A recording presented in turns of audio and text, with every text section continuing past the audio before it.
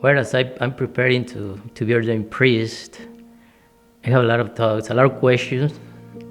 I'm always ask God if I'm gonna be ready to serve the people of God.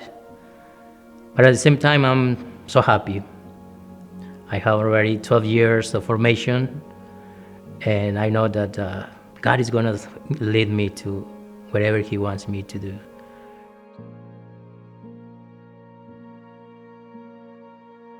So my last year of formation had been impacted by the COVID-19 in different ways. And of course, first of all, my formation, I have to come back to the diocese because they closed the seminary in San Antonio. It was something very different.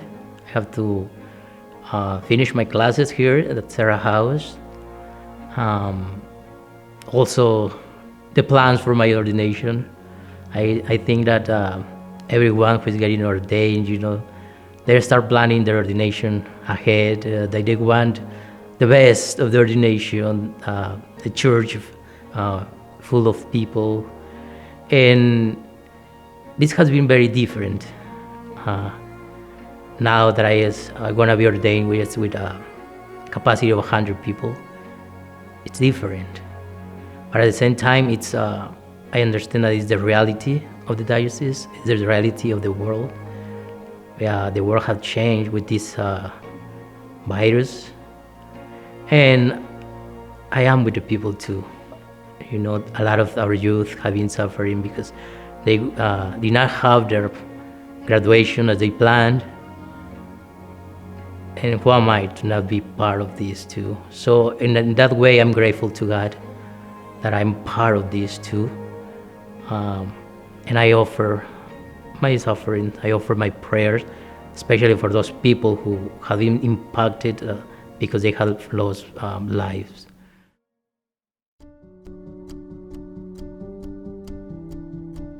For me, one of my great blessings as a seminarian, I would say, is that I always have people helping me. My family lives in Mexico, all of my family. So when I joined the seminary, I said, I'm gonna be alone.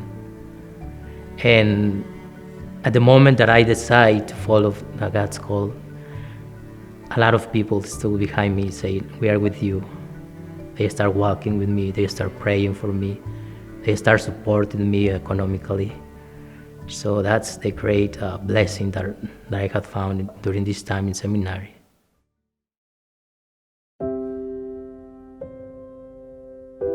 I would say that I have two great challenges as a seminarian.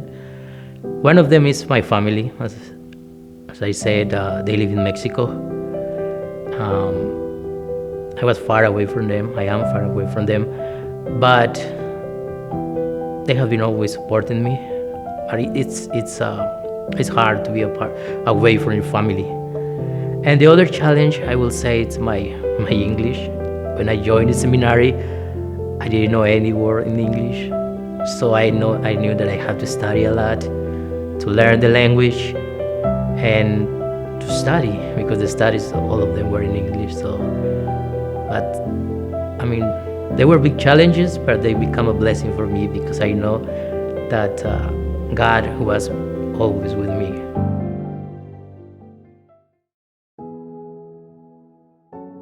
Well, this question is kind of difficult because I kind of start discovering during my life, but the one point that kind of start marking my conversion was when I lived for a spiritual retreat. At that point, with that retreat, I knew that God was calling me to do something, and I started kind of serving in this group, serving with the extraordinary ministers of the Eucharist, founding this call that I was feeling that God was asking me. And in this ministry especially, I discovered the importance of Jesus, and I start praying for vocation. And I say, God, send vocations. We need good vocations. And every time that I was praying and that I asked God for vocation, something like inside me was kind of telling me, well, here you are. Why not you? And I kind of stopped and I said, no, this is not for me, that's too crazy. And the next day I was praying again, and when I start praying for vocations, the same question come to me. So I have two options: to answer God or to stop praying. And at that moment I decided to answer God. I'm here after 12, 13 years actually. I'm here by the grace of God. I want to thank all of you, my diocese, who have been supporting me during my journey as a seminarian, as a deacon, and now as a future priest. In a way, I'm sad that I would like to have all of you to be in my ordination.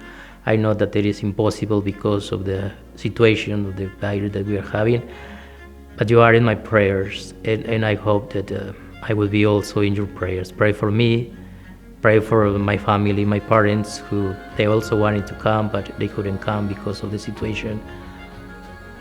But we know, and I know that God keep walking with us. Thank you again for your support and help me to be a good priest.